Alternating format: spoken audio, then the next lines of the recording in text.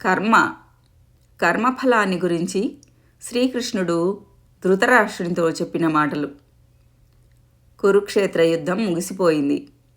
శ్రీకృష్ణుడు పాండవులను తీసుకొని హస్తినాపురానికి వస్తాడు.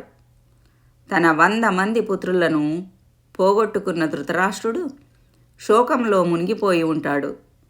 కృష్ణుడి రాకను గమనించిన ధృతరాష్ట్రుడు ఎదురు వెళ్ళి బోరున విలపిస్తాడు. చిన్న పిల్లవాడిలా ఏడుస్తున్న ధృతరాష్ట్రుడిని శ్రీకృష్ణుడు ఓదార్చే ప్రయత్నం చేస్తాడు. ధృతరాష్ట్రుడి దుఃఖం కోపంగా మారి శ్రీకృష్ణుడిని నిలదీస్తాడు. అన్నీ తెలిసి కూడా మొదటి నుంచి జరిగేదంతా చూస్తూ ఏమీ తెలియని వాడిలా ఎందుకు ఊరుకున్నావు? సాక్షాత్తు భగవంతుడవైన నువ్వు ఎందుకు చూస్తూ ఊరుకున్నావు? ఇంత ఘోరాన్ని ఎందుకు ఆపలేదు? కావాలని ఇదంతా ఎందుకు జరగనిచ్చావు? ఈరోజు తనకి 100 మంది పుత్రులని పొడగొట్టుకునే స్థితిని ఎందుకు కలగజేశావు అని నిలదీస్తాడు. అందుకు అన్నీ తెలిసిన శ్రీకృష్ణుడు ఇలా సమాధానమిస్తాడు. ఓ రాజా, ఇదంతా నేను చేసింది కాదు, నేను జరగనిచ్చింది కాదు. ఇది ఇలా జరగడానికి, నీకు పుత్రశోకం కలగడానికి అన్నింటికీ కారణం నువ్వు చేసుకున్న కర్మ. 50 జన్మల క్రితం నువ్వు ఒక కిరాతకుడివి, వేటగాడివి. ఒకరోజు వేటకు వెళ్ళి రోజంతా వేటాడినా నీకు ఏమీ దొరకలేదు.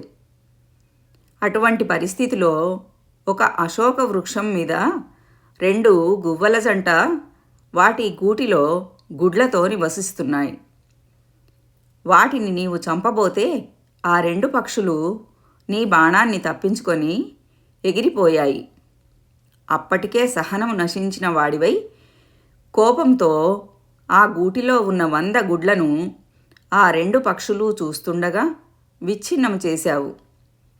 తమ కంటి ముందే తమ 100 పిల్లలు విచ్ఛిన్నమవుతున్నా కూడా ఏమీ చేయలేని నిస్సహాయ స్థితిలో చూస్తూ ఉండిపోయాయి ఆ పక్షులు.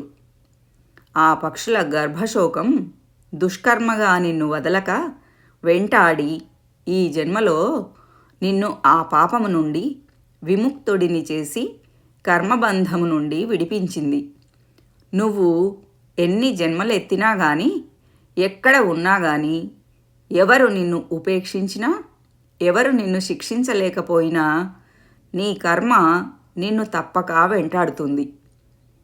వదలక వెంటాడి ఆ కర్మఫలాన్ని అనుభవింపచేస్తుంది. కర్మ నుండి ఎవరూ తప్పించుకోలేరు అని శ్రీకృష్ణుడు ధృతరాష్ట్రునితో చెప్పాడు. ధృతరాష్ట్రుడు సమాధానపడ్డట్టు అనిపించినా మళ్ళీ కృష్ణుడిని తిరిగి ప్రశ్నిస్తాడు. కర్మ అంత వదలని మొండిదే అయితే 50 జన్మలు ఎందుకు వేచి ఉన్నట్టు? ముందే ఎందుకు శిక్షించలేదు అని ప్రశ్నిస్తాడు.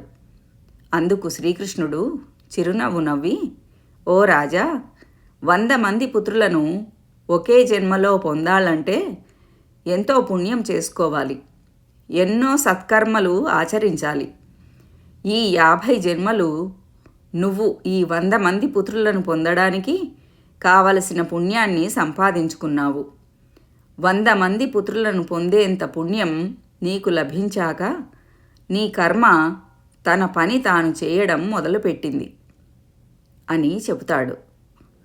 అది విన్న ధృతరాష్ట్రుడు కుప్పగూలిపోతాడు.